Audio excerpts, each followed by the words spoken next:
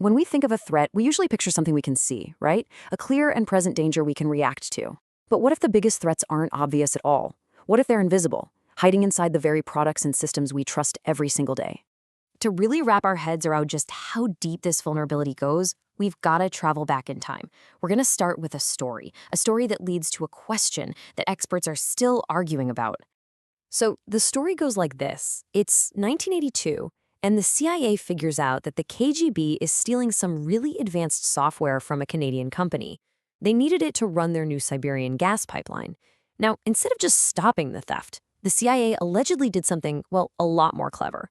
They supposedly slipped a logic bomb into the code. And the result? A non-nuclear explosion so huge it was reportedly seen from space. Now, look, the details of the story are still debated, for sure, but whether it's 100% true or not, it's this powerful, early example of a terrifying idea. You don't need a physical bomb if you can just trick a system into destroying itself. And that right there, that is the essence of a supply chain attack. That one incident, real or not, it just pulls back the curtain on the fragility of a system that we all live in. You can think of it like we're all living inside a giant interconnected house made of glass. And this is it, the global supply chain. It's this massive, invisible network that lets you buy a smartphone with parts that come from like a dozen different countries, or eat fruit that was grown on a completely different continent. It touches pretty much everything. Our clothes, our cars, and yeah, even the critical parts that run our power grids and our hospitals. And this whole system, it's a real double-edged sword. I mean, on the one hand, it's amazingly efficient. It gets us incredible stuff at lower prices. But on the other hand, it creates these massive dependencies. A huge chunk of the world's most critical hardware, the most important components, it all comes from just a handful of manufacturing hubs. So the very thing that makes our world run so smoothly also makes it incredibly fragile. Let's dig into how exactly that fragility can be exploited. Okay, so our first threat is kind of like the high-tech spy movie version of a supply chain attack. This is where the hardware itself is turned into the weapon. I want you to think about all those anonymous little black boxes that make our digital world go round. Routers, network switches, all that stuff. An attacker can actually compromise these things long before they ever get to you. A compromised device can be turned into a quiet little spy, secretly copying your data and sending it off to an attacker. Or it can be given a hidden backdoor, which gives an outsider complete remote control over it. Now, the really brilliant and terrifying part of this whole process is that it's completely invisible. Your device gets your data, it silently makes a copy for the bad guys, and then it just sends the original right on its way. From your end, everything seems to work perfectly. There's no lag, no error message. You would never, ever know what's happening.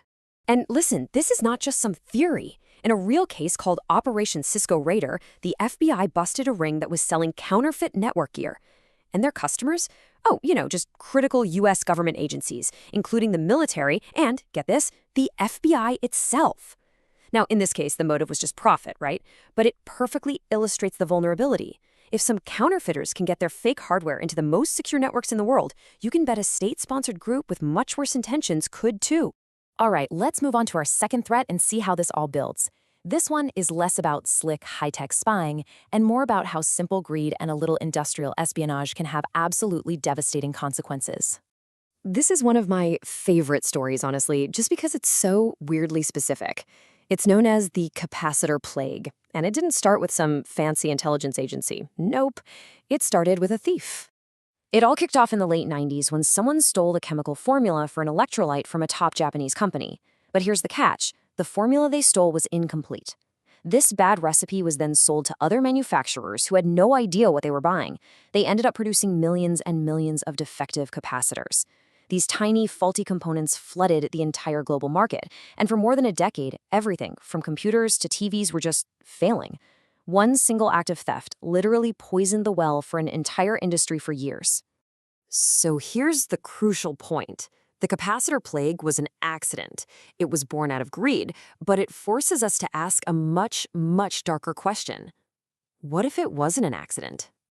What if a component was deliberately engineered to fail, but only at a very specific time or under very specific conditions? I mean, imagine a tiny, cheap part in a missile guidance system. It works perfectly during every single test, but it's been designed from the start to fail exactly 2 minutes after launch. The potential for catastrophic, targeted sabotage is it's enormous. So far, we've been talking all about hardware and technology, but the supply chain runs so much deeper than that. This next threat is way more primal because it targets our most basic, fundamental human needs. Napoleon said it centuries ago. The most fundamental supply chain of all is the one that delivers our food and water. You can have the most advanced military in the world, but if your soldiers can't eat, you lose. And guess what? That doesn't just apply to armies. It applies to entire nations. I want you to look at this number, 293. Just let that sit there for a second.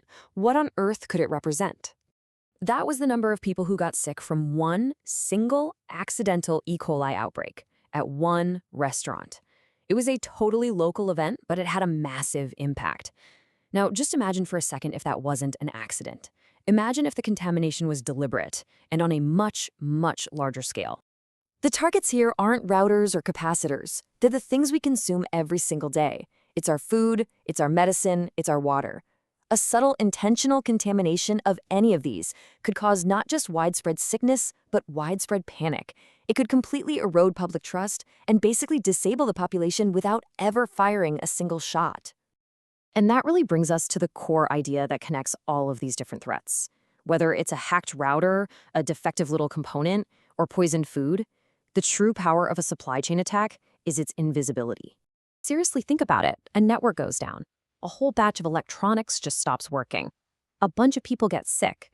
Any one of these things could easily be blamed on bad luck or a manufacturing defect or just simple coincidence. The attack is literally designed to hide in plain sight. And this just lays out the strategic advantage perfectly. A direct conventional attack is obvious. You know who the enemy is. It's easy to rally a defense. But a supply chain attack, it's subtle. There's no smoking gun.